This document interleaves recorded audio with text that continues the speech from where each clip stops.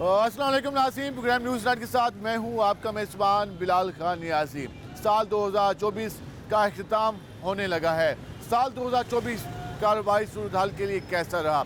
Markets में साल 2024 में जो मार्केट में लोग काम करते हैं उन्होंने कितना कमाया और जो पॉलिसीज़ हुकूमत की रही उससे आम शहरी कितने मुतमिन है। उसके साथ साथ इस साल में हमने ये देखा कि जो दुकानदार हजरात थे वो ये बात करते नजर आए कि कस्टमर के पास अब वो वाले वसाइल नहीं है कि वो आके शॉपिंग उस अंदाज में कर सके जिस तरह पहले कर रहा था। क्या वाकई ऐसे ही है? आज हम मार्केट्स में जाएंगे, लोगों से बात करेंगे, दुकानदारों से जानेंगे और उनसे पूछने की कोशिश करेंगे कि साल 2024 में जो ये सारी सूरत हाल रही वो किस हद तक पहले की निस्बत बेहतर थी या पहले की निस्बत उनको परेशानी का सामना रहा और साल 2025 के हवाले से उनको क्या तवक्कुआत हैं। इसके साथ साथ हम कोशिश करेंगे कारोबारी हजरात के पास भी जाएँ और उनसे भी जान सकें कि वो इस साल 2024 में जो सारी सूरत हाल चलती रही उसके बारे में अपनी क्या राय रखते हैं। हमारे साथ रहेगा नाज़रीन, हमारे साथ एक नौजवान मौजूद है, उनसे बात करते हैं। भाईजान कैसे हैं आप? ठीक, क्या करते हैं आप? हम सॉक्स बेचते हैं। अच्छा, सॉक्स बेचते हैं। साल 2024 कैसा गुजरा आपका कारोबार? इस साल शुरू किया था या पहले से शुरू है? ये इस कारोबार तो अभी 2 महीने से शुरू किया सीजन का। हाँ, इन कारोबार अच्छा अल्हम्दुलिल्लाह सही चल बेहतर जा रहा हाँ, है। बेहतर जा जो महंगाई की सूरत हाल थी, क्या समझते हैं अब चीज़ें बेहतर होना शुरू हुई हैं? नहीं बेहतर तो नहीं हो रही, दिन ब दिन खराब हो रही है। आप कहते हैं कि अभी तक महंगाई का सिलसिला जूं का त्यों है और परेशानी का सामना है। परेशानी का सामना बिल्कुल कोई भी अब नया कारोबार करना कितना मुश्किल हो गया आज के दौर में? बहुत मुश्किल हो गया है। एक तो हर जगह पे पैसे ही पैसे देने पड़ते हैं और बस क्या ही बताए। और है। अल्लाह बस आसानी पैदा करे। अल्लाह पाक आसानी पैदा करे। वो कह रहे हैं कि आज के दौर में मुश्किल हो गई। इनसे बात करते हैं। अस्सलाम वालेकुम भाईजान, क्या हाल है आपके? क्या करते हैं आप? मैं फार्मासिस्ट हूँ। फार्मासिस्ट हैं। साल 2024 फार्मासिस्ट के लिए कैसा रहा? क्या समझते हैं? मेडिसिन की कीमतें ऊपर नीचे होती रही, शॉर्टेज चलती रही, कैसा रहा आपके लिए? बहुत टफ रहा है। टफ रहा है। क्या आप चीज़ें इस साल फेस करनी पड़ी हैं आप लोगों को मार्केट के हवाले से? मार्केट के हवाले से ये चीज़ें फेस करने को मिली हैं कि एक तो मेडिसिन की प्रिपरेशन के लिए केमिकल्स वगैरह रिक्वायर्ड होते थे वो मोस्टली बाहर से आते हैं। नहीं, हमें 2023 बात कट कर रहा हूँ आपकी। 2023 में हमने देखा था कि इंपोर्ट पे बैन लग गया था, प्रॉब्लम हुआ था, लेकिन 2024 में इस तरह की सूरत हाल ज़्यादा नहीं देखी गई। टैक्सेस ज़्यादा बढ़े हैं ना, टैक्सेस बढ़ने की वजह से इंपोर्ट कम हुई है मेडिसिन की और उसकी वजह से शॉर्टेज भी बहुत रही है और प्राइसेस आप सामने मेडिसिन की बहुत बढ़ी हैं। प्राइसेस काफ़ी ज़्यादा गई हैं जिस वजह से सेल में प्रॉब्लम आया, जिस डिमांड में प्रॉब्लम आया। बिल्कुल ऐसे ही है। तो नेक्स्ट ईयर से आपको क्या तवक्कुआत हैं? नेक्स्ट ईयर से उम्मीद है कि इसमें कमी आएगी, चीज़ें बेहतर होंगी। बेहतर होंगी। और वो फार्मासिस्ट थे, उनका ये कहना था कि साल 2024 में जो रॉ मटेरियल था उसके हवाले से काफ़ी प्रॉब्लम रहा और कीमतों में जो चीज़ें थी वो काफ़ी ऊपर गई, जिसकी वजह से उन्हें काफ़ी ज़्यादा परेशानी का सामना करना पड़ा, जिसके बायस कारोबार जो था वो सही नहीं चल पाया। हम इस हवाले से मज़ीद बात करेंगे। हम ज़रा इस हवाले से बात करेंगे। हमारे को शायरी मौजूद है, इनके बात चलते हैं। अस्सलाम वालेकुम जी, क्या हाल है आपके? आज हम बात करें साल 2024 के हवाले से, कैसा गुजरा ये पूरा साल? जी, साल पहली बात तो ये है कि अल्लाह पाक रहम फरमाए हम सब पे और सेहत और सलामती के साथ बाकी दिन भी गुजरे। बस ये महंगाई का साल बहुत है। महंगाई का गुजरा। महंगाई का दुकानदार जी कहते हैं कि इस साल लोगों ने परचेजिंग बहुत कम की, ऐसे ही था? सर ऐसा तो कुछ नहीं था। अच्छा, लोगों के पास पैसा भी है, सब कुछ है, हाँ, शॉपिंग भी हो रही है, लेकिन रोना भी सबका है। रोना भी चल रहा है और रोना शॉपिंग भी चल रहा है और शॉपिंग भी चल रही है, उसमें किसी में कमी नहीं आ रही है। आप रोड पे नज़ारा करके देख सकते हैं, माशाल्लाह हर गाड़ी के अंदर सब गाड़ी भी अफोर्ड हो रही है, शॉपिंग भी हो रही है। मुझे देख लें, मैं भी अल्हम्दुलिल्लाह घर की जो ज़रूरियात है वो पूरी कर रहे हैं, लेकिन रोना इसलिए है कि हमारी ना तो वो सैलरीज हैं, समझे, उस रेशो से ना बढ़ती हैं। गवर्नमेंट ने अपनी बढ़ा ली हैं, समझे, लाखों रुपए के हिसाब से, लेकिन एम्प्लॉइज़ की कुछ उसके बारे में गवर्नमेंट ने लाखों रुपए अपनी सैलरीज बढ़ा दी। जो हमारे पार्लियामेंटेरियन बैठे हैं, लेकिन जो एम्प्लॉइज़ हैं गवर्नमेंट के वो कहते हैं उनकी नहीं बढ़ी, वो आम आदमी की इनकम में इजाफा नहीं हुआ। एक नौजवान हमारे साथ मौजूद हैं। क्या हाल है आपके? क्या करते हैं आप? मैं एडवर्टाइज़र हूँ। एडवर्टाइज़र। चलें, काफ़ी अच्छा बिजनेस रहा है पिछले सालों में। इस साल मार्केट का क्या रिस्पॉन्स देखा? मुल्तान के लोगों से एडवर्टाइजमेंट का बजट निकलवाना कितना मुश्किल है? इस वक्त एडवर्टाइजिंग को लेके काफ़ी ज़्यादा ना हालात ख़राब हो चुके हैं, क्योंकि पहले रीज़न प्रॉपर्टी भी है और मतलब कि लोगों के पास बजट नहीं है इतना।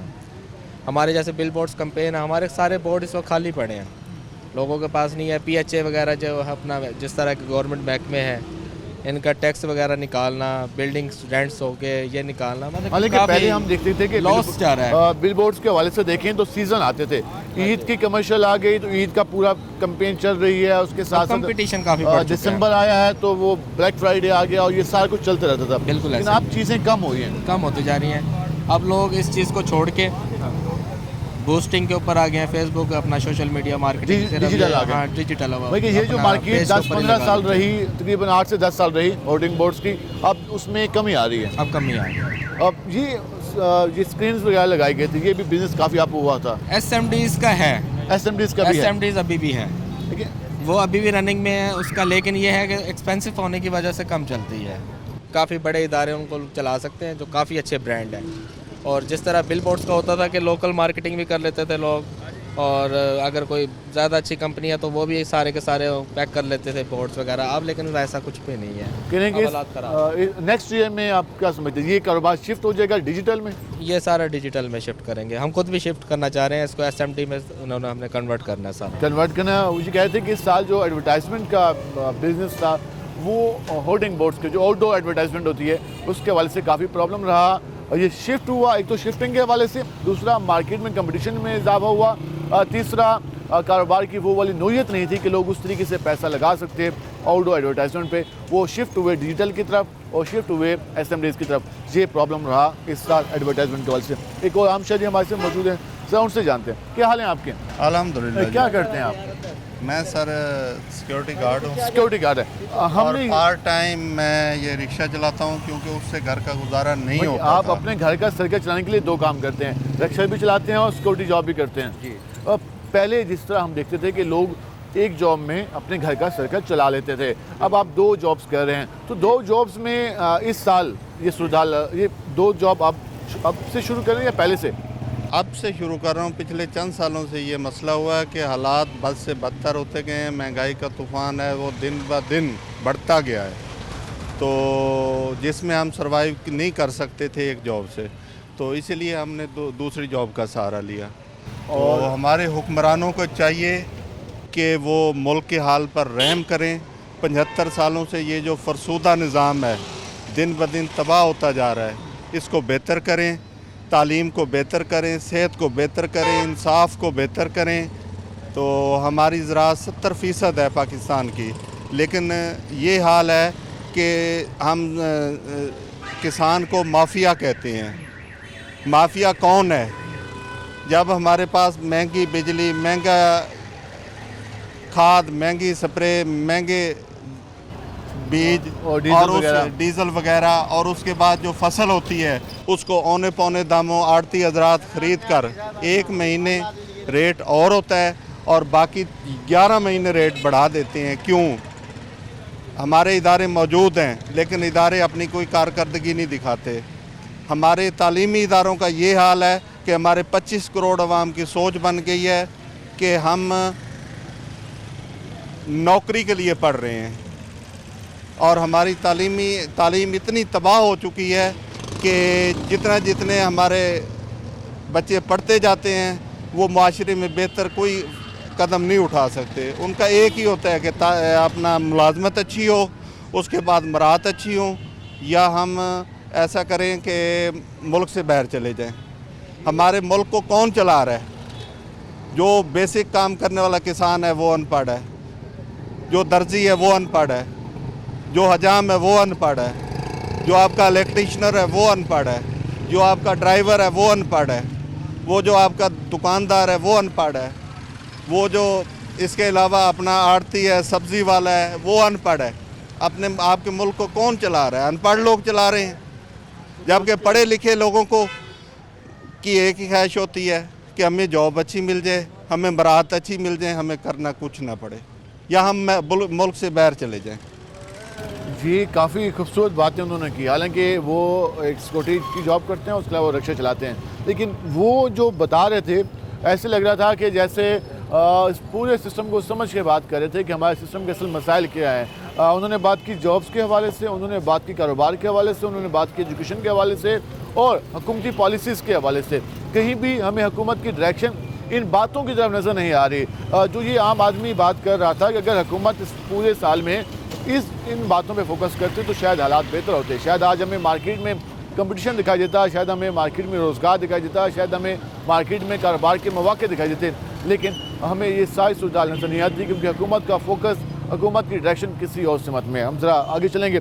क्या हाल है जी आपके? वालेकुम सलाम। आज हम बात कर रहे थे इस साल 2024 के हवाले से, बिल्कुल एंड पे पहुँचा घर है, कैसा गुजरा ये साल? बहुत मुश्किलों में गुजरा सर, बिजली के बिलों ने नहीं सांस लेने दिया। बिजली के बिलों ने काफ़ी प्रॉब्लम किया। बिल्कुल आपको सांस नया नहीं काम भी लेने शुरू किया इस साल में? दिया। नहीं सर, अभी क्या किया, वो रिक्शे के जो LPG रिक्शा चलाते हैं उसके LPG कभी जब पहले ले रहे थे 140 रुपए में, तो शहबाज शरीफ साहब आए हैं जनाब 280 रुपए, 90 रुपए, 300 रुपए, 310 पे पहुँच गई है जी। तो मजदूर का तो जीना बड़ा मुश्किल हो गया है सर जी। ठीक है, ज़्यादा परेशान बिजली। मैं एक रिक्वेस्ट करूँगा आपके वसात से बिलावल भुट्टो साहब से कि उनके नाना जुल्फ़कार अली भुट्टो साहब ने ना जी लेबर कवानीन बनाए थे, ठीक है, तो लेबर पे बिलावल भुट्टो साहब ज़रा तवज्जो दें आप। वर्कर को वही तनख्वाह मिल रही है जिनको रजिस्टर पे हुई है ना, यूनियन बना गए थे, लेबर कोड बना गए थे, तो वर्कर को इंसाफ नहीं मिल रहा। बिलावल भुट्टो साहब इधर तवज्जो दें। नाम? इशफाक खान है जी। जी, इशफाक खान ने काफ़ी खूबसूरत डिमांड की है। वो ये कह रहे हैं कि बिलावल भुट्टो साहब जो इस वक्त पाकिस्तान पीपल्स पार्टी के चेयरमैन भी हैं, उनसे ये मुतालबा कर रहे हैं कि आपके नाना जुल्फ़िकार अली भुट्टो जो कि पाकिस्तान के प्राइम मिनिस्टर भी रहे, उन्होंने लेबर कवानीन डेवलप किए थे, लेबर कोड्स बनाई थी ताकि जो आम मजदूर है उसका इस्तेसाल ना हो सके, आम मजदूर को जो उसकी इनकम है वो प्रॉपर मिल सके, तो उन पर अब अमल नहीं हो रहा। अब उस पर अमल करने की ज़रूरत है। वो ये डिमांड कर रहे थे कि साल 2025 में लेबर कवानीन पर अमल कराया जाए और उसके लिए पाकिस्तान पीपल्स पार्टी अपना रोल अदा करे, क्योंकि पाकिस्तान पीपल्स पार्टी ने ही ये रूल इम्प्लीमेंट कराने के हवाले से कोशिश की थी और कानून साजी की थी, तो इस पर अमल दरामद करने के लिए पाकिस्तान पीपल्स पार्टी को खुसूसन बिलावल भुट्टो को ये रोल अदा करना चाहिए। ये डिमांड इशफाक खान नामी जो यहाँ पे हमारे साथ मजदूर मौजूद थे, एक आम वर्कर मौजूद थे, उनकी तरफ से।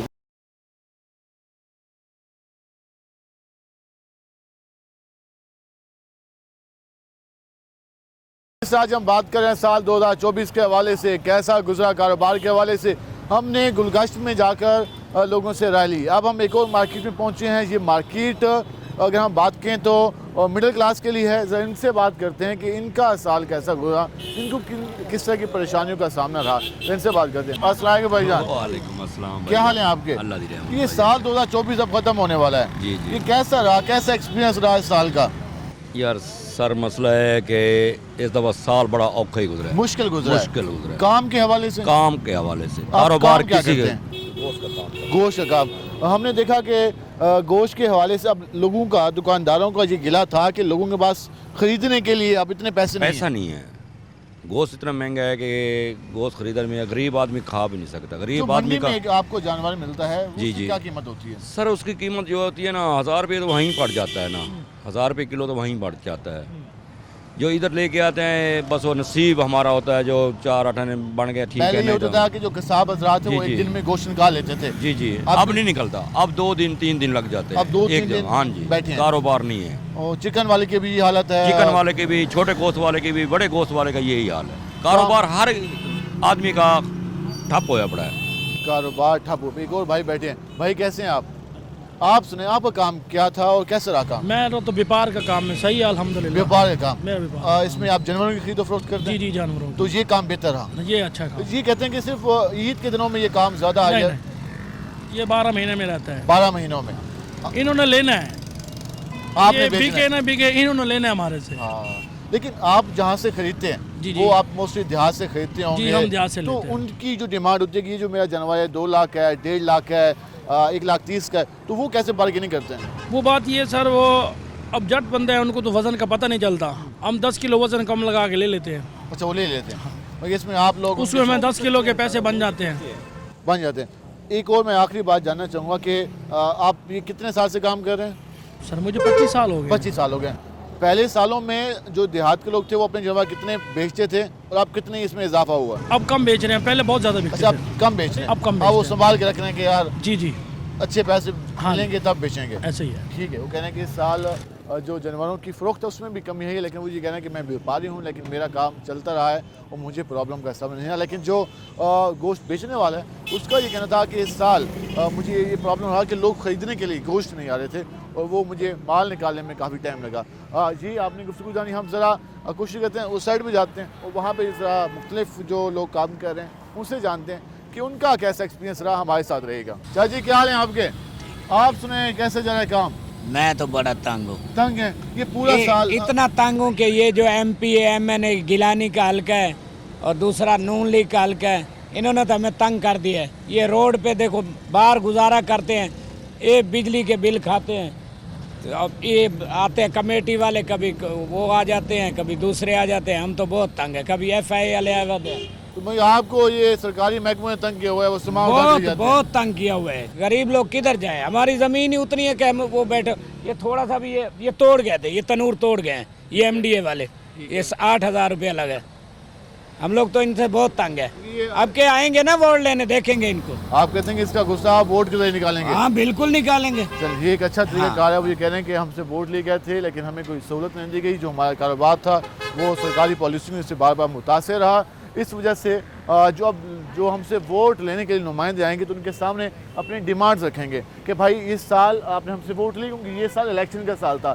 8 फरवरी को इलेक्शन हुए थे और यहाँ के नुमाइंदों ने इनसे बहुत ज़्यादा वादे किए, तो कहा था कि हमें इस बार आजमा लो, आपके काम बेहतर हो जाएंगे। लेकिन वो कह रहे हैं कि हमारा काम बेहतर नहीं हुआ। ज़रा ये बुजुर्ग करें। चाचा जी क्या हाल है आपके? ठीक ठाक। सुनो आजकल किमें काम काज चलते पे? काम बहुत दिल है। केड़ा काम करते हो? किसान या मजदूरी? मजदूरी नहीं मिलती आजकल? नहीं मिलती भी नहीं है। हफ्ते कितने दिहाड़ी मिल रही है? हफ्ते तो 2-3 दिहाड़ी मिल नहीं है। हुकूमत ने इस साल कहा था कि जो मजदूरी का रेट है वो ज्यादा कर दिया है, कोई रेट में इजाफा हुआ? शायद इजाफा नहीं है, मजदूरी देने वाले देंदे भी नहीं। अच्छा वो कहते हैं कि भाई कम पैसे लो, काम कर लो तो पैसे न मांगो। ये अजीब सूरत बन गई है। पहले भी ऐसा था या अब हुआ? ये पहले भी ऐसा था, अब केड़ा था, अब भी ऐसा है। पहले चलो दे तो देने, हम तो देंदे भी कौन। वो जी कह रहे हैं कि पहले मजदूरी हमें मिल जाती थी, जो हम काम करते थे उसके प्रॉपर पैसे मिल जाते थे, लेकिन अब काम के पैसे नहीं मिलते, जो वो डिमांड करते हैं वो नहीं मिलते। एक और शायरी मौजूद हैं। अस्सलाम वालेकुम जी। अस्सलाम वालेकुम। क्या हाल है आपके? क्या काम करते हैं आप? मैं सरकारी मुलाजिम। हम जान रहे थे कि ये साल 2024 कैसा गुजरा आप लोगों का, कैसा एक्सपीरियंस रहा इस साल का? यार मैं तो कोई ऐसा वो नहीं कर सकता। नहीं वैसे हम वैसे जान रहे हैं बेहतर है। ठीक है, बेहतर है। हाँ। जो पहले आप लोग जिस तरीके से पिछले साल में आपने चीज़ें की इस साल भी वैसे ही रही? थोड़ी महंगाई है, महंगाई में इजाफा हुआ। महंगाई जिस तरीके से इनकम में इजाफा होना चाहिए था वो नहीं हुआ। नहीं है, बिल्कुल ऐसे। कह रहे कि महंगाई में इजाफा हुआ। भाई मेरा कैसा है? ठीक भाईजान, आप सुनाएं? कैसा? अल्लाह का शुक्र अल्हम्दुलिल्लाह। कैसा जा रहा है काम? अल्हम्दुलिल्लाह, शुक्र है अल्लाह का। अब तो शादियों का सीजन लगा हुआ होगा? जी सर, अभी तक तो हमारा तो नहीं लगा ना सीजन। आपको नहीं लगा? तो आपके पास डिमांड वगैरह नहीं आई कोई? आई है माशाल्लाह, देने ऑर्डर के 4 सेट हैं हमारे। 4 सेट देने जा रहे हैं। ये जो साल गुजरा है, इस साल में आपके काम में कितना बेहतरी आई? अल्हम्दुलिल्लाह बहुत बेहतरी आई। बेहतरी लोगों के लकड़ी के काम में पैसा है, कमाने से लगाना पड़ता है, कमाएंगे तो लगाएंगे तो आप बनेगा ना पैसा। अच्छी मार्केटिंग करेंगे, अच्छा माल बना के देंगे तो कस्टमर आएंगे। अगर अच्छा काम नहीं होगा तो नहीं होगा काम, नहीं होगा। क्वालिटी शर्त है। जी सर। वो भाई ये लकड़ी का काम है इनका, वो कह रहे हैं कि क्वालिटी हमारे काम में है। वो इस बात में मुतमिन थे कि उनका काम अच्छा चला। उन्होंने इस बात को गिला नहीं किया कि महंगाई की वजह से काम, उन्होंने कहा कि हमने क्वालिटी दी तो हमारे कस्टमर में इजाफा हुआ, जब क्वालिटी देंगे तो कस्टमर में इजाफा होगा और काम बेहतर होगा। ये इस भाई की राय थी। हम मार्केट के उन लोगों की भी राय जानी। उनका ये कहना था कि जो मार्केट में लोगों के पास पैसे की कमी हुई है, या आम आदमी की ज़रूरियात में इजाफा हुआ, या फिर जो आम आदमी के अखराजात थे वो कहीं और शिफ्ट हो गया, जैसे बिजली के बिल, गैस के बिल, या सरकारी तौर पर जो टैक्सेस हैं उनमें शिफ्ट हुए, जिसकी वजह से उनका फोकस आम मार्केट की तरफ कम हुआ। पहले वो जो चीज़ खरीदते थे अब उसमें कमी आई है। तो ये आपने राय जानी।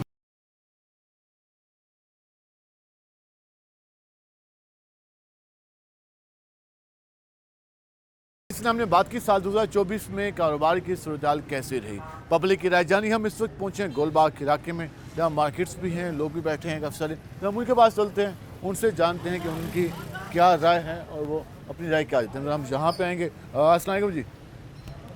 आज हम बात कर रहे थे कि साल 2024 के हवाले से। जी भाई साहब। साल 2024 आपका कैसा गुजरा? अल्हम्दुलिल्लाह बेहतरीन।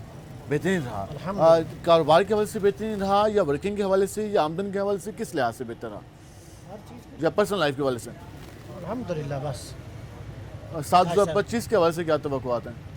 अल्लाह खैर करे, अल्लाह सब खैर थी। अल्लाह खैर करे सी, सब खैर थी सी। तो ये बात कर रहे थे, हम ज़रा मज़ीद लोगों के पास चलते हैं और उनसे जानने की कोशिश करते हैं कि उनकी क्या राय है और वो क्या समझते हैं साल 2024 के हवाले से, और साल 2025 के हवाले से भी हम जानने की कोशिश कर रहे हैं। क्योंकि हमने जब पहले लोगों से बात की तो वो यही बात करते नजर आए कि इस साल उन्हें मुश्किलात का सामना। ज़रा हम यहाँ पे बुजुर्ग हमारे साथ मौजूद हैं। आज हम बात कर रहे थे साल 2024। अच्छा, माशाल्लाह इतने साल गुजारे, साल 2024 कैसा गुजरा काम के हवाले से? काम के हवाले से बहुत मुश्किलात में गुजरा है, मुश्किलात में, महंगाई में गुजरा है। क्योंकि लोगों के पास इस वक्त जो कंडीशन है, आप ये ना देखें, उमरा को ना देखें, जो जनरल पीपल है, जो हमारी middle class, lower middle class भी नहीं है, मिडिल क्लास भी तंग हो गया अब। ठीक है। जिसको आप कहते थे कि जी वाइट कॉलर है, अब ये बराए नाम रह गया वाइट कॉलर। ठीक है, वाइट कॉलर भी इस नौबत पे आ गया कि वो भी महंगाई की जद में है। ठीक है, वो सबसे ज़्यादा है मेरे ख्याल में। ठीक है, ओहो, the people are facing a lot of problem. बिल्कुल, no doubt. Are you agree or not? बिल्कुल एग्री करता हूँ, एग्री करता हूँ। तो आप पुअर की तो आप बात ही ना करें। अब 1000 रुपया लेने वाला है जो मजदूर है या मिस्त्री है जो 1000-1500 लेने वाला, जिसके 4 बच्चे, वो घर में क्या लेकर जाए? सब्जी के हालात देखे आपने? बिल्कुल। टमाटर भी 200 रुपए किलो चला ओहो, टमाटर 15 दिन से 200 रुपए किलो, मटर इस वक्त 250 रुपए किलो। बिल्कुल ऐसे ही। ठीक, सिर्फ गोभी सस्ती है 60 रुपए की। आलू है इस वक्त, आलू भी 120 से 150 रुपए तक आलू है, जो यहाँ 5-10 रुपए इन दिनों में। गाजर है सबसे इस वक्त सस्ती, जो 50, 60, 70, 80 रुपए में है। तो गरीब ने क्या खाना है? दालें देखे कहाँ चली गई हैं? कभी सुना था कि चने की दाल जो है 450-500 रुपए पे चली जाएगी? नहीं, लोग कहते हैं कि दाल खा के गुजारा करते हैं। सबसे चीप, यानी कि प्राइस वाइज जो सबसे चीप प्राइस थी वो दाल चने की दाल की। बिल्कुल थी ऐसे। कि चलो यार चने की दाल खा लो। अब ये गोश्त से महंगी पड़ती हैं, सब्जी और दालें गोश्त से महंगी पड़ती है। ऐसे ही है। गोश्त कल और आज में 100 रुपए का फर्क पड़ गया। हाँ, चिकन पहले चल रहा था 400 तक चल रहा था, अब 500, 50 और 500 चल रहा था। सुबह मैंने खुद 500 का लिया। आप आज कल और आज से 500 का रेट हो। बिल्कुल, मैंने आज 500 का लिया है। फिर मैं सुबह परचेज। You are witness. बिल्कुल ऐसे ही है। ठीक है, यू आर बाइंग योरसेल्फ। बिल्कुल ऐसे ही है। तो इसमें कोई गलत बात तो नहीं है। आप क्या समझते हैं नेक्स्ट अगला साल आने वाला है तो क्या होना चाहिए? अब चढ़ेगा सूरज तो देखेंगे कि क्या चढ़ता है, क्या नहीं है, क्या नहीं है, कि है कुछ कि नहीं है कुछ। बेटा यहाँ पे जो सबसे कमी है ना, वो चेक एंड बैलेंस नहीं है। सबसे मेन बात। ठीक है ना? ठीक है। क्योंकि आप जब देखते हैं कि यहाँ पे लोग आते हैं, कहते हैं यार इतने लोग नहीं हैं जितनी गाड़ियाँ हैं। ये कैसे गरीब मुल्क है? जिसके पास है बेइंतहा है, जिसके पास नहीं है जिसके बिल्कुल पास नहीं है। वो मैंने बहुत से लोगों को देखा जो इस इंतजार में होते कि ये खाना खत्म करे, अगर ये टुकड़ा बचा हुआ तो ये मैं ले लूँ। बिल्कुल। हम एग्जांपल देते हैं यूरोप की, ये वो उन्होंने चेक एंड बैलेंस को, जब तक चेक एंड बैलेंस नहीं होगा, this is the responsibility of the government बिल्कुल ऐसे ही to provide you all that facilities. लेकिन वो नहीं कर रही। ओहो, उनको प्रोवाइड नहीं है ना किसी को भी। मुझे बताएं, जो भी आए किसी ने गरीब का सोचा है? वोट सिर्फ गरीब का चाहिए होता है उनको। काश करने के लिए, वोट कोसने के लिए, जी हम आपके आपके आपके। उसके बाद कभी किसी ने सुना है किसी ने किसी के घर गए, किसी के उसमें क्या किया? तो this interview is enough for you. Thank you very much.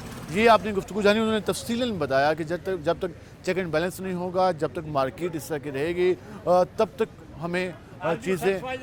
बिल्कुल, आपने बिल्कुल सही बातें की, मैं इससे एग्री करता हूँ कि जब तक आम आदमी का सोचा नहीं जाएगा तब तक चीज़ें बेहतर नहीं हो सकती। हुकूमत को आम आदमी को इंगेज करना होगा, हुकूमत को आम आदमी के लिए वर्क करना होगा और उसके लिए पॉलिसीज़ को बेहतर करना होगा। लीड क्लास के लिए या फिर सरमायादार के लिए पॉलिसीज आ जाती हैं, लेकिन जब आम आदमी के पास वो सब इनकम कम हो जाएंगे, आम आदमी के पास जो काम करने की जो उसको इनकम मिलती है वो कम होती जाएगी, तो फिर प्रॉब्लम होगा। ज़रा मज़ीद लोगों के पास चलते हैं और उनसे जानते हैं कि वो क्या कहते हैं और उनके नज़दीक साल 2024 का एक्सपीरियंस कैसा है। हम जरा जहाँ पे आएंगे। अस्सलाम वालेकुम जी, क्या हाल है आपके? सब अल्लाह। आज हम बात करते हैं साल 2024 के हवाले से, कैसा एक्सपीरियंस रहा कारोबार के हवाले से, वसाइल के हवाले से, इनकम के हवाले से? ये साल कैसा रहा?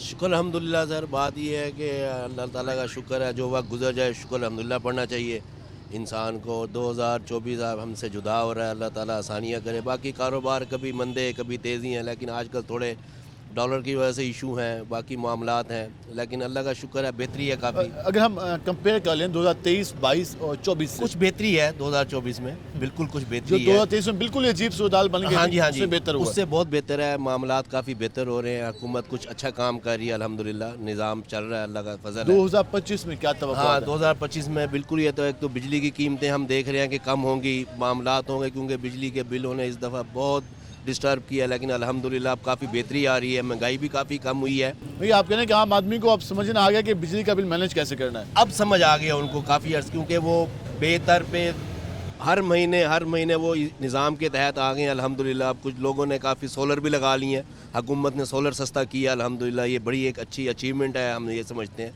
बाकी अल्लाह का फजल है, शुक्र अल्हम्दुलिल्लाह। निज़ाम 2025 में भी हम ये ये कह सकते हैं कि इस बार लोगों ने इंडिपेंडेंट जीना सीखा है। हाँ बिल्कुल, यू आर एब्सोल्युटली राइट, बिल्कुल आपकी अगर ये सोच है, थिंकिंग है, बहुत लोगों को पता लग गया है कि हाउ टू लाइव दी पहले वो सब्सिडी पे, पहले वो रिलीफ पे, आप कहते हैं अब वो कहते हैं शुक्र अल्हम्दुलिल्लाह, जो है यही कुछ ही है, लेकिन हुकूमत भी साथ दे रही है अल्हम्दुलिल्लाह, मामला चल रहे हैं। और सोलर देखें कितना सस्ता हो गया, इसी तरीके से चीज़ें बहुत सस्ती हो गई हैं, लेकिन हम ये चीज़ देखते हैं चीज़ें सस्ती होती हैं, लेकिन उस पर आम आदमी पे असरात बहुत कम पड़ते हैं, क्योंकि ये लोग कम नहीं करते। हुकूमत तो कम कर रही है, लेकिन हम लोग कम नहीं करते। मतलब फेड़ी वाले मंडी में चीज़ें सस्ती होती हैं तो अल्हम्दुलिल्लाह सब। आपके बात से जो मैंने एक रिएक्शन निकाला है कि 2025 में हमारे यहाँ सियासी इस्तेकाम आ जाता है, मार्केट चल पड़ती है, तो हालात बहुत बेहतर हो जाएंगे, चेंज होंगे, जैसे खराब हुए बिल्कुल चेंज हो जाएंगे इंशाल्लाह, बिल्कुल। ये काफ़ी पॉजिटिव अप्रोच थी उनका। ये कहना था कि साल 2024 में बहुत सी चीज़ें बेहतर हुई। साल 2024 में उनको सोलराइजेशन के हवाले से चीज़ें थी वो सस्ती मिली, बिजली के बिलों के हवाले से उनको समझ लगी कि हमने इसको मैनेज कैसे करना है। क्या हमें सिर्फ हुकूमत की सब्सिडी पे रहना है या फिर अपने सोर्स ऑफ इनकम बढ़ाने हैं, ये हवाले इस हवाले से। उसके साथ साथ उनका ये भी कहना था कि साल 2025 में अगर सियासी इस्तेकाम आ जाता है और चीज़ें स्मूथ चलती हैं, तो फिर जो तरक्की होगी, फिर जो लोगों का लाइफस्टाइल तब्दील होगा और फिर जो लोगों पे बोझ था एक्स्ट्रा वो जिस तरीके से कम होगा,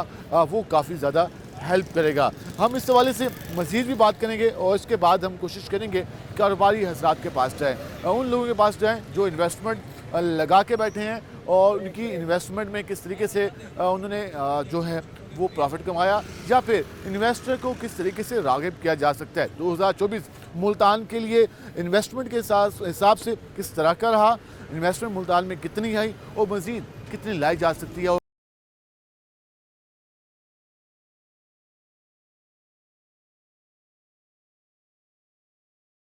आज हम अपने प्रोग्राम में बात की साल 2024 में कारोबार की नोयत के हवाले से। कारोबार कैसा रहा, किसमें बेहतरी कहाँ लाई जा सकती थी, गवर्नमेंट की जो पॉलिसीज़ थी उससे आम आदमी और कारोबारी हज़रात किस हद तक मुतमिन रहे, इस पर हमने गुफ्तगू की। इस पर मज़ीद गुफ्तगू करने के लिए पहुँचे हैं और सबसे अहम बात यह कि हमारे यहाँ जो रियल एस्टेट कारोबार है वो भी इस हवाले से 2024 में उसकी भी सूरत हाल बाकी कारोबारों की तरह रही, लेकिन इसका अगर हम इन्वेस्टमेंट की बात करें तो यहाँ पर बिलियन रुपीज़ की भी इन्वेस्टमेंट लोगों की रही है। तो ये कैसे बेहतर हो सकता था, 2024 कैसा रहा उनके लिए और 2025 में क्या तवक्कुआत हैं, सारी सूरत हाल में बात करने के लिए पहुंचे हमारे साथ मौजूद हैं DHA रियल्टर्स एसोसिएशन के सदर जुनैद इकबाल बोले साहब। जब उनसे जानेंगे कि वो उसके वास्ते क्या कहते हैं। बोले साहब, 2024 आपका एक्सपीरियंस इस साल में कैसा रहा? कारोबार में तो आप काफ़ी टाइम से हैं, स्पेशली हाउसिंग सेक्टर में, तो 2024 में जिन चीज़ों का सामना रहा, क्या चीज़ें अगर होती तो बहुत अच्छा होता, वो कौन सी चीज़ें जो ना होती तो चीज़ें मज़ीद बेहतर हो सकती थी?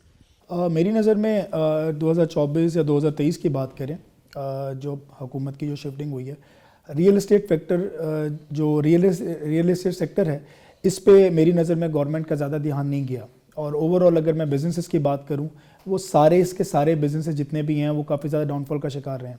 उसका एक सबसे बड़ा रीज़न मेरे ख्याल से बैंक का इंटरेस्ट रेट फैक्टर था, जिसकी वजह से ज़्यादातर पैसा जो है वो बैंक्स में पार्क होता रहा और जितने भी बिजनेसेस हैं वो डिस्टर्ब होते रहे।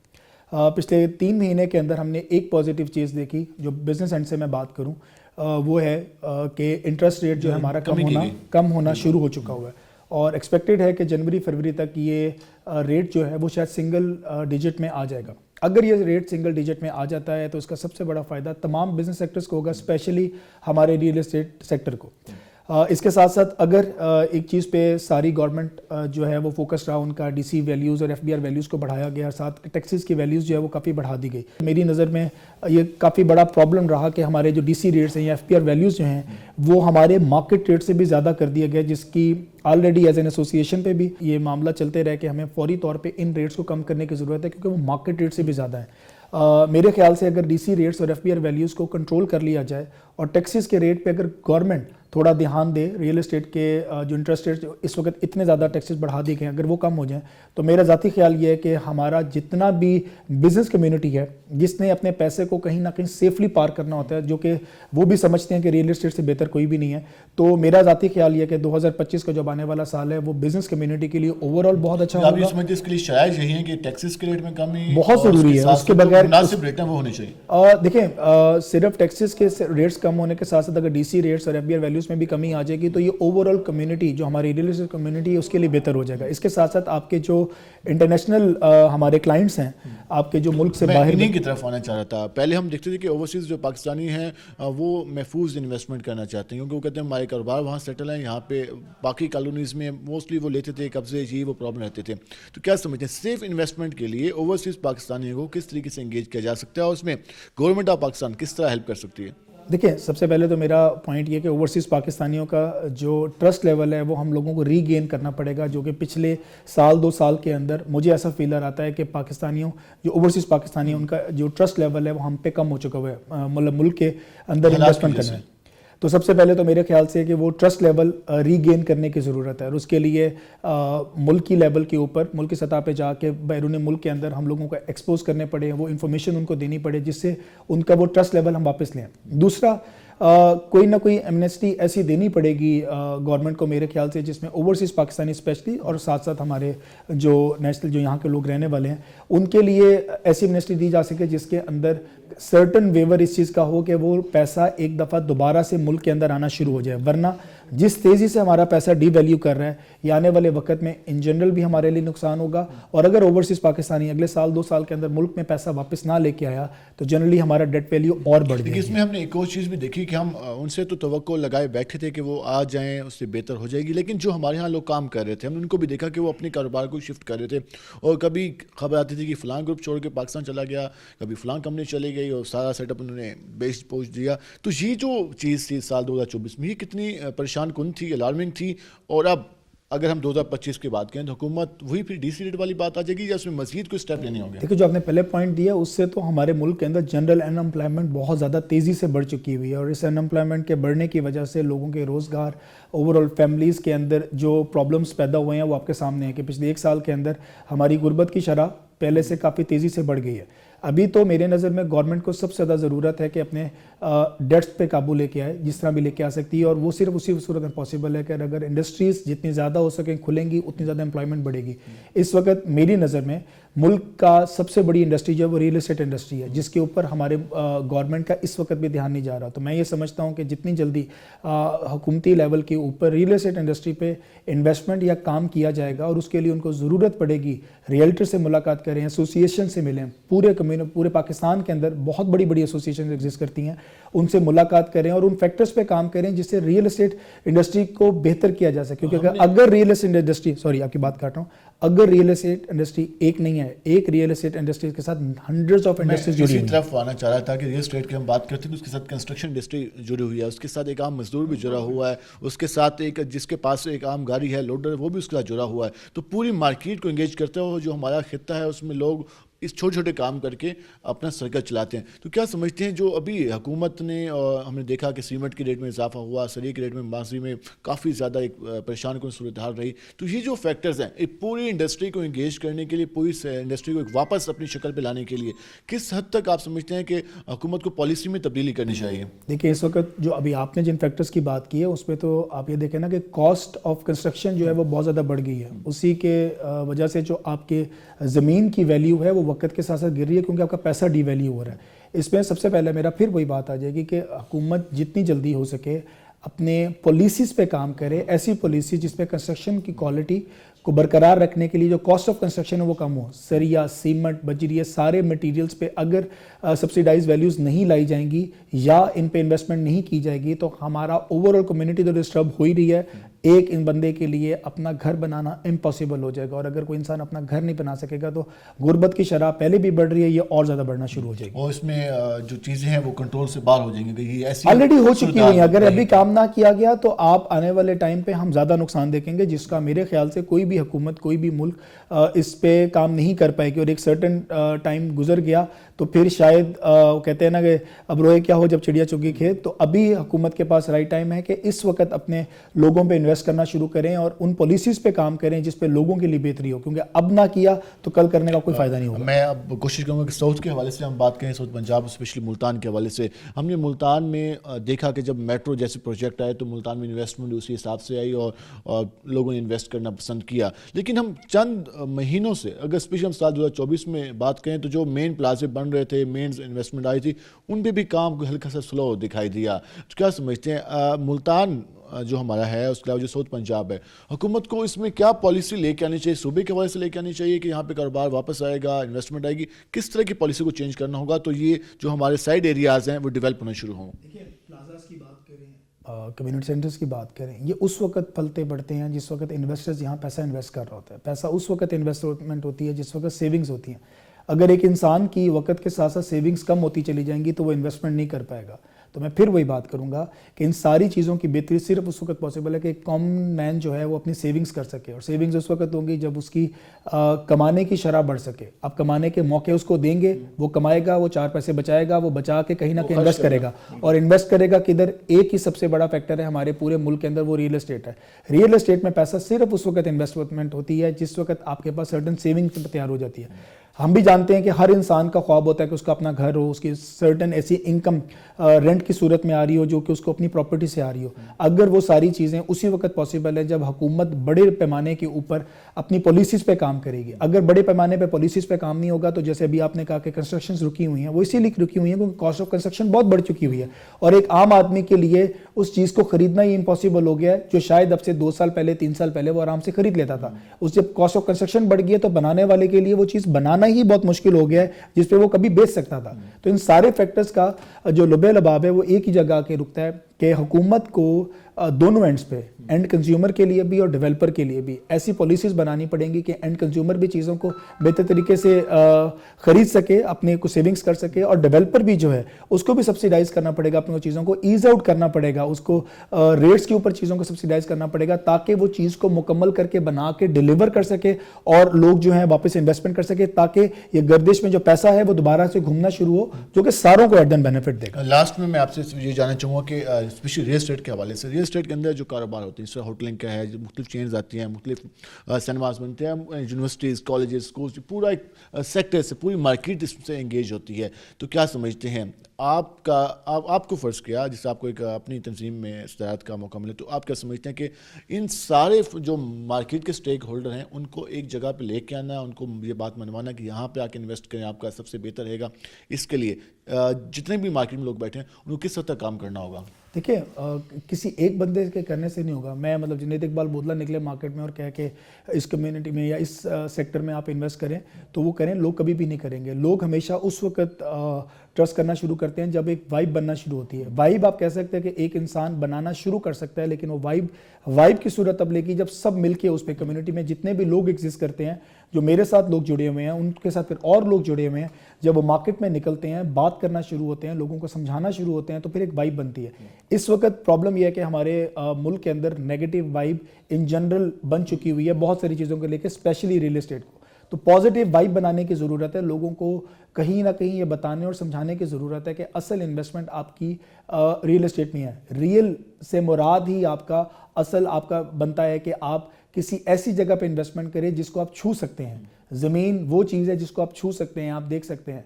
प्रॉपर्टीज़ की इन्वेस्टमेंट क्यों लोग करते हैं? क्योंकि वो सेफ़ नज़र आती हैं। ऐसी सोसाइटीज़ में इन्वेस्ट करें जहां आपको गारंटी हो कि आपकी पैसा मरने वाला कभी नहीं है। मुल्तान, साउथ पंजाब, पूरे पाकिस्तान में बहुत सारी ऐसी सोसाइटीज़ हैं जो कि रजिस्टर्ड नहीं है। लोग पैसा इन्वेस्ट करते हैं, फंस जाते हैं और उससे बदनाम वो सोसाइटीज़ होती हैं जो सेफ़ हैं। तो मैं लोगों से कहूँगा कि अपनी इन्वेस्टमेंट्स को उन जगहों पे पार करें जहाँ सेफ्टी सबसे पहले है, आपका पैसा सेफ है। बहुत शुक्रिया आपका अपने वक्त निकाले। नाज़रीन, आपने ये गुफ्तगू जानी, हमने कोशिश की कि साल 2024 की जो सूरत हाल रही है उसके हवाले से बात कर सकें, उसके साथ साथ जो कारोबार है वो कैसा रहा, रियल एस्टेट के हवाले से हमने स्पेशली बात की। और यही डिमांड सामने आ रही है कि अगर जो पॉलिसीज़ चलती रही जिससे इंटरेस्ट रेट में पहले इजाफा हुआ, अब कुछ कमी हुई, ये खुश आइंद है, इसमें मज़ीद कमी होती है तो कारोबार मज़ीद चलेगा और इन्वेस्टमेंट कहीं और जाकर लगेगी, ना सिर्फ बैंकिंग सेक्टर में रहेगी। उसके साथ साथ ये भी डिमांड आ रही है कि हुकूमत को टैक्सेस की शरह में कमी लानी होगी। डीसी रेट, एफबीआई के जो मामला हैं वो बेहतर करने होंगे, तभी इन्वेस्टर आके इन्वेस्ट करना पसंद करेगा। और सबसे मेन कि जो ओवरसीज़ पाकिस्तानी हैं उनका एतमाद दोबारा बहाल करना होगा। ये सारे वो हुकूमत को तजावीज़ हैं जो कि आम लोगों ने भी दी। उसके साथ जो कारोबार से जुड़ा है वो भी ये बात कर रहा है कि टैक्सेस की शरह में कमी लानी होगी, तभी मार्केट पर एतमाद बढ़ेगा। और जब मार्केट पर एतमाद होगा तो लोग उसमें इन्वेस्ट करना पसंद करेंगे। आज के प्रोग्राम से अपने मेज़बान बिलाल खान नियाज़ी को इजाज़त दीजिए। अल्लाह ने के बान।